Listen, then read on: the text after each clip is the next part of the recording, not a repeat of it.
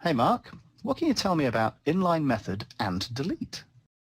Rory, inline method and delete is going to take a method, inline its body, and if that method is not called anywhere else, it will delete it. In fact, it's only available if the method's only called from one location, from where you are. So I can be right here, for example, and I can hit the CodeRush key, choose inline method and delete. And if I hold down the control key, you can see what's going to change there in the code. Just hit enter, and there it is. It just brings that method body in, and we're done. And is that available from both the calling location and the method that is actually being inlined?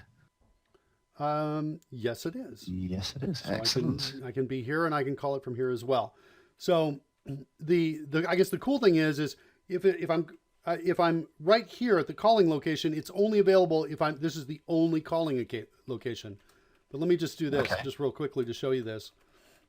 I'm just going to create a second quick copy of this method to show that there are now two.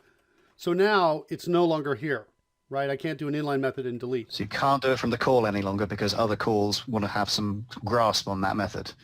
But if I put the caret here on the method declaration itself, I can actually access inline method and delete, and it'll just go through, and you can see there the locations where it's founded, and it'll just put that method call in there. That's great. I mean, CodeRush is basically saying, I'm going to pay attention to where you've put the caret here. I'm going to assume that for the moment you want to affect this localized area. So if there are any secondary side effects in this particular case, I'm going to say, no, hang on, you can't do that because you might not be aware of those.